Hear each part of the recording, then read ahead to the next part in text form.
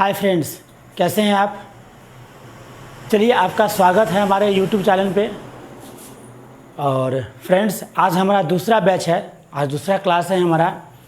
कल जो मैं बेसिक क्लास लिया था उसका सेकंड पार्ट आज मैं आप लोगों को पढ़ाऊंगा।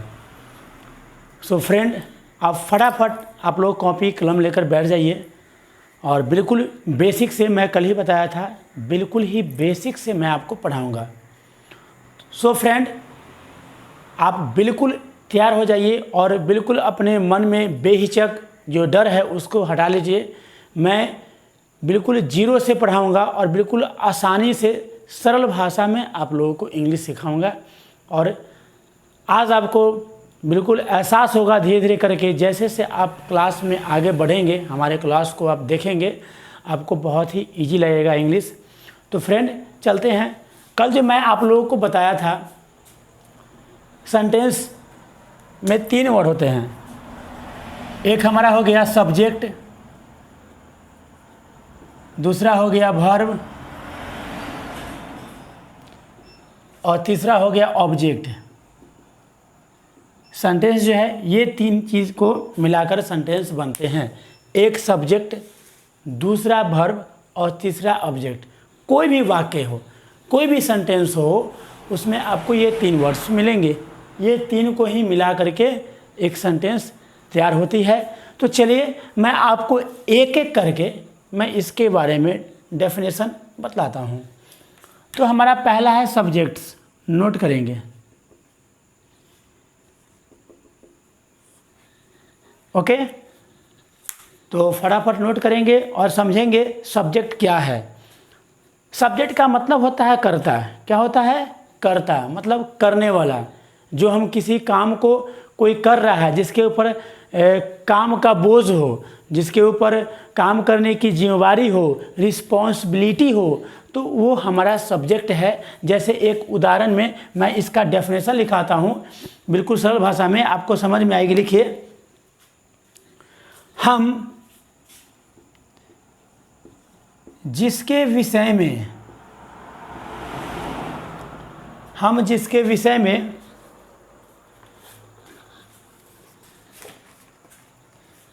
चर्चा करते हैं, हम जिसके विषय में चर्चा करते हैं या जो किसी कार्य से प्रभावित होता है,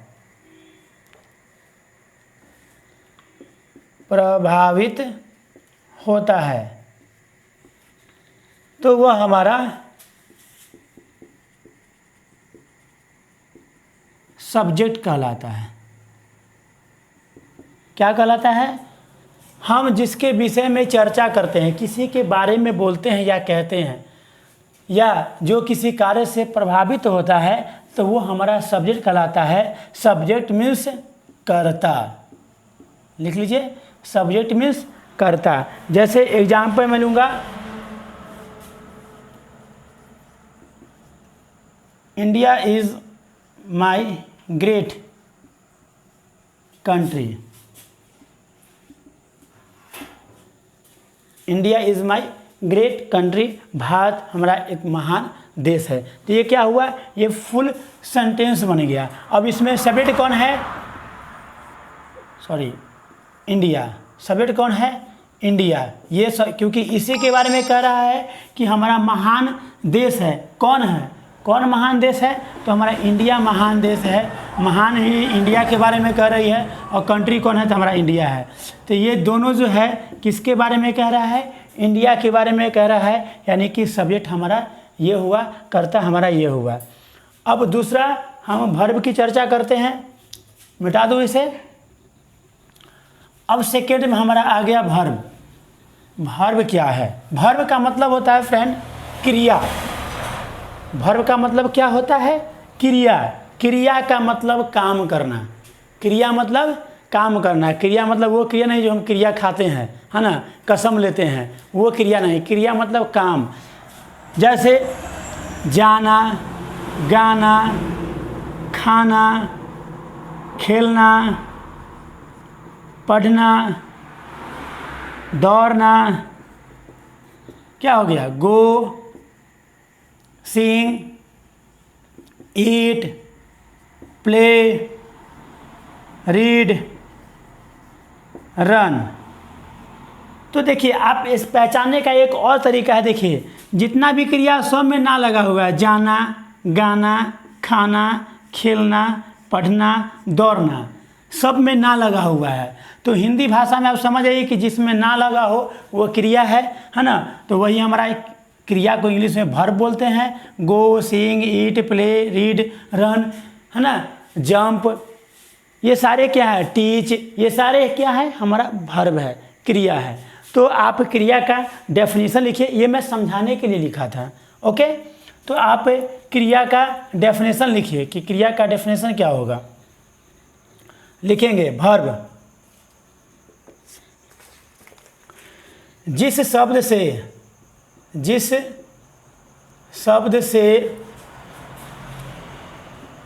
किसी कार्य, जिस शब्द से किसी कार्य के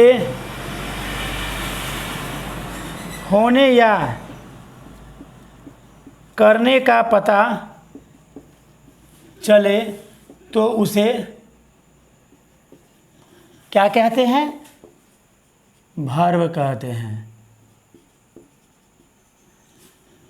जिस शब्द से किसी कार्य के होने या करने का पता चले तो हम उसे वर्ब कहते हैं। मैं एग्जाम्पल में आप लोगों को दे दिया था, जैसे आप कह सकते हैं आई एम अ स्टूडेंट। अब इसमें क्रिया कहाँ है, तो इसमें हमारा एम, यह भी हमारा क्रिया है, सहायक क्रिया के रूप में काम करता है। मैं एक विद्यार्थी हूँ, मैं क्या हूँ, एक विद्यार्थी हूँ, तो यह क्या है, यह भी वर्ब का काम करता है। या फिर कह सकते हैं आई लव इंडिया, मैं भारत से प्यार करता हूँ, तो लव ये क्या हो गया, हमारा वर्ब हो गया, यानी कि क्रिया हो गया, है ना, कि भारत से प्यार करते हैं। क्या करते हैं, तो प्यार करते हैं। किससे करते हैं, तो भारत से करते हैं। तो यहाँ पर भारत क्या काम कर रहा है, यहाँ भारत काम कर रहा है ऑब्जेक्ट का। कैसे, मैं वो भी समझाऊंगा। पहले आप क्रिया समझ लीजिए। मैं क्या हो गया, सब्जेक्ट हो गया कर्ता, क्योंकि भारत को प्यार करने का काम कौन कर रहा है, मैं क्या कर रहा हूँ, मैं क्या कर रहा हूँ, तो प्यार कर रहा हूँ। तो ये प्यार क्या हो गया, वर्ब का काम किया, क्रिया का काम किया। और इंडिया किससे, तो इंडिया से। किसको, तो इंडिया को। किससे और किसको, तो इंडिया को। तो ये हमारा ऑब्जेक्ट का काम करता है। कैसे, मैं आगे बतलाऊंगा। ओके, इसको नोट कर लीजिए। जहाँ नहीं समझ में आए बिल्कुल कमेंट में डालिए, मैं आपको समझाने का अथक प्रयास करूँगा। विदाउट हेजिटेशन आप लोग पढ़िए। अब हमारा है ऑब्जेक्ट। क्या है, ऑब्जेक्ट। ऑब्जेक्ट क्या है, पढ़ेंगे। ऑब्जेक्ट, ऑब्जेक्ट का मतलब होता है कर्म। क्या होता है, ऑब्जेक्ट को हिंदी में बोलते हैं कर्म। कर्ता जोड़ क्रिया, मैं कर्ता पढ़ा दिया, मैं क्रिया बता दिया हूँ। अब मैं कर्म का डेफिनेशन बता रहा हूँ। अभी मैं डेफिनेशन बता रहा हूँ, फिर मैं एक एक करके उसके बारे में डिटेल बताऊँगा। ओके, तो हमारा ऑब्जेक्ट क्या है कि जो किसी के काम से प्रभावित हो तो उसे कर्म कहते हैं। जो किसी काम से या किसी कार्य से प्रभावित हो तो उसे हम कर्म कहते हैं। जैसे वी लर्न इंग्लिश कह सकते हैं, वी लर्न। चाहे आई राइट अ लेटर। अब समझिएगा कि मैं ये ऑब्जेक्ट इंग्लिश कैसे हुआ, लेटर हमारा ऑब्जेक्ट कैसे हो गया। अब समझिएगा क्या है, वी लर्न इंग्लिश। वी क्या हो गया, हम लोग क्या हो गए, तो ये सब्जेक्ट के रूप में काम किया।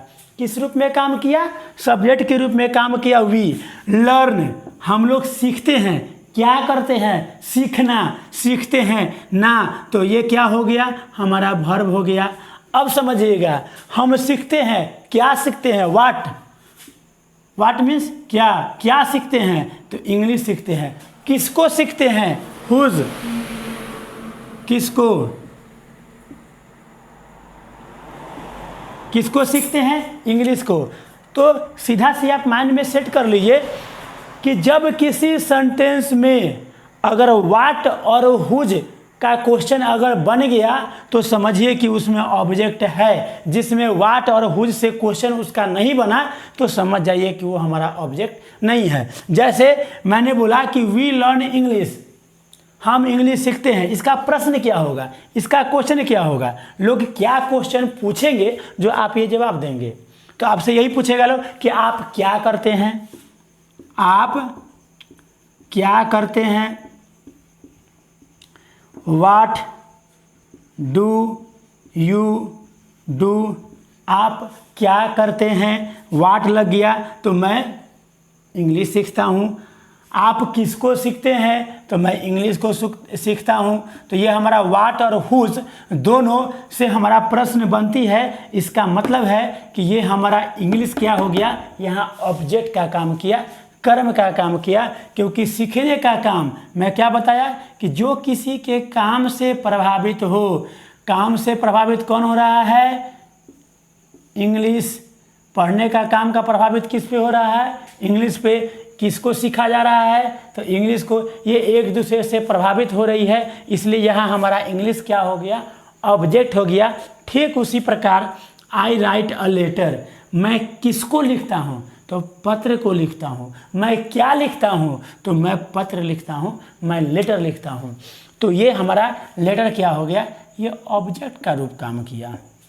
क्या काम किया फ्रेंड, ऑब्जेक्ट का। तो ये मैं बता दिया सब्जेक्ट, वर्ब और ऑब्जेक्ट।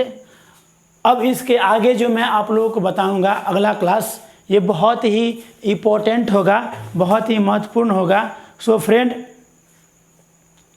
एक चीज़ और मैं बता देता हूँ आप लोगों को, समझने में बिल्कुल आसान होगी कि सब्जेक्ट किस किस रूप में होंगे। मैं इसको मिटा दूँ, ओके। जो तुम चाहे उसको बताना, अच्छी बात नहीं, अच्छी बात नहीं। सब्जेक्ट देखिएगा कि सब्जेक्ट जो होगा वो आपको या तो नाउन के रूप में होगा या फिर प्रोनाउन के रूप में होगा। सब्जेक्ट हमारा यही दो अवस्थाओं में, किसी भी सेंटेंस में सब्जेक्ट जो होगी हमारा ये दो ही अवस्था में होगी। या तो नाउन के रूप में, जैसे Ram, Shyam, Geeta, Sita, father, mother, teacher, है ना। तो ये क्या है, ये नाउन हो गया। तो ना जैसे मान लीजिए राम आम खाता है, मेरे पिताजी विद्यालय जाते हैं, या हमारे शिक्षक हमें पढ़ाते हैं, है ना।